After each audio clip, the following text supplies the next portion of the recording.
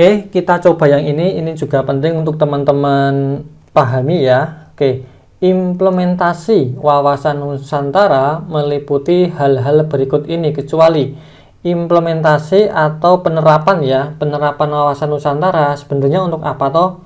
Ini sebenarnya adalah untuk kepentingan, intinya ini ya, untuk kepentingan rakyat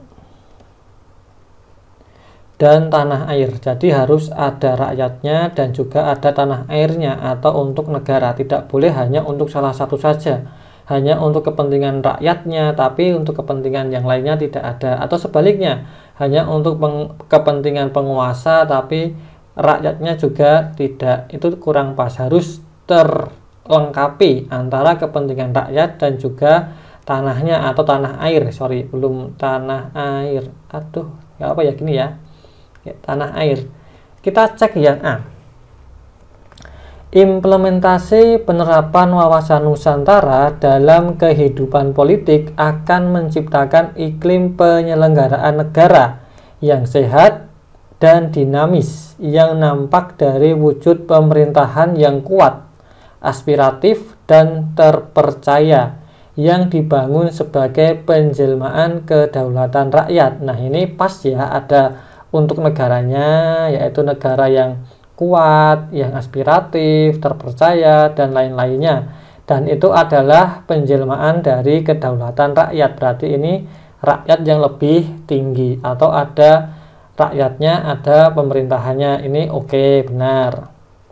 Yang B, implementasi wawasan Nusantara dalam kehidupan ekonomi akan menciptakan tatanan ekonomi yang benar-benar menjamin pemenuhan dan peningkatan kesejahteraan dan kemakmuran rakyat secara adil dan merata.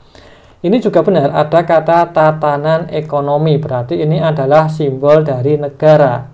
Lalu menjamin bahwa rakyatnya itu sejahtera, makmur, adil, dan merata, berarti ini yang tepat juga. Yang C, implementasi wawasan Nusantara dalam segi kehidupan sosial akan menciptakan sikap lahiriah dan batiniah yang menghormati, menerima, dan mengakui segala bentuk keragaman sebagai bentuk karunia dari Tuhan Yang Maha Esa. Ini bukan mengakuti ya, tapi mengakui, T-nya hilang. Mengakui ya. Jadi ini juga benar, ada kata memahami teman yang lain, yang berbeda dari yang lain, dan juga ada hubungannya dengan karunia Tuhan Yang Maha Esa. Ini kan tentang sila pertama ya, ini bisa.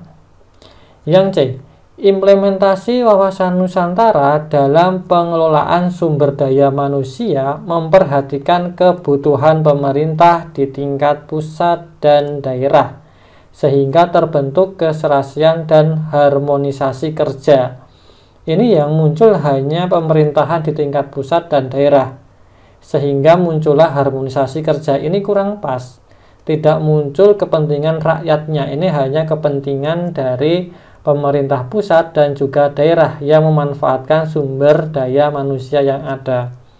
Oke, yang E, implementasi wawasan Nusantara dalam sendi kehidupan pertahanan dan keamanan akan menumbuh kembangkan kesadaran cinta tanah air, ya ada kata cinta tanah air, dan bangsa, sehingga menimbulkan sikap bela negara dan setiap rakyat Indonesia. Ini sangat pas, ini sangat benar. Kehidupan pertahanan dan keamanan itu adalah simbol dari negara, representasi dari negara, sedangkan sikap bela negara ini simbol dari rakyat. Ini juga pas.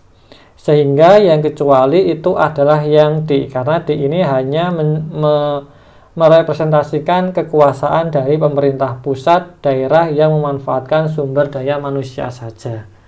Oke, seperti itu. Kita lanjut.